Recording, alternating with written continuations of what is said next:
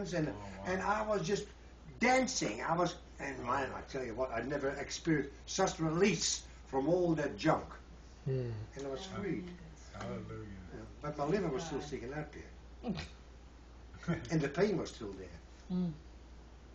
Now, I usually don't always give this testimony. I want you to know that God is always on your case, never mind what situation you find yourself. Yeah. Even in the bed of hell, and I expected to see the devil, there was Jesus. What are you doing there, son? What are you doing there? Don't you know my troubles? Don't you know? No, no, no, no. No, no. I dealt with those things long time ago. See, so from that moment, I sat in the corner of the room, listen to me, for 9 months. And then the baby was born. The baby was born. I was regenerated. My body, my liver went down. I began to get healed. And the doctor couldn't understand it because I went for a checkup and he said, "What happened to you?" God. What happened? I don't know. I don't know. Something happened to me. Don't tell him. Because I only laugh at you. Yeah. Right. You know, we had a girl, you might have known that or heard of that girl, called Kathy Fitz. Now, Kathy Fitz was diagnosed. She was a very staunch Catholic from a big Catholic family, and she was diagnosed as, you know, melanoma, cancer, right through her body. She had treatment, but it didn't work. So she was sent home to die.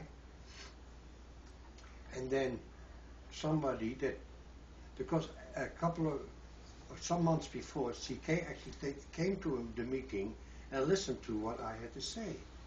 And then she sort of reminded herself, and her friend said, "Why don't we go and see, go to Miracle Mountain where Tony preaches?" And said, maybe he can help you. So they decided to do that, and she decided then to come and see us. He said, can you pray for me? Can you do something? Can I just be with you? She said, "Well, why don't you come and stay with us?" I mean, she would have to ask. He said, "You've got to ask your husband if it's okay, of course." I mean, and she did that, and the husband would let her go. I mean, see, according to the doctor, can you just imagine a husband letting go of his wife he might only have for another month or two? And she stayed with us. And we didn't know much about, the prayer of faith or whatever. We didn't know much. But we did lay hands on her.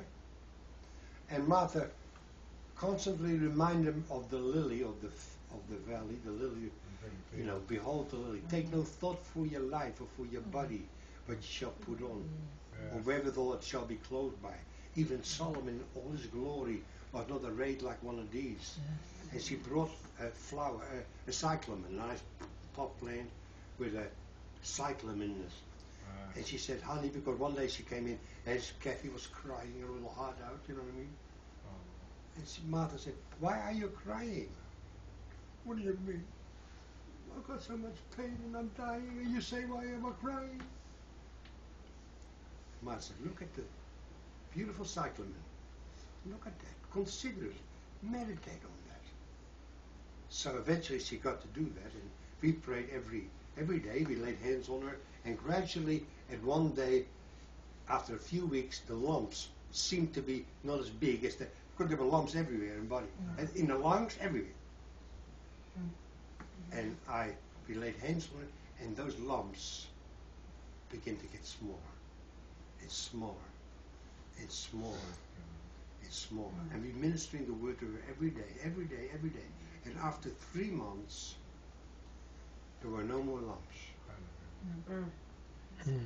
And she went back to the doctor. But you think that the doctor said she was healed? No. He said, "It's gone into remission." Of course. And 20 years later, he still says, "You've gone into remission."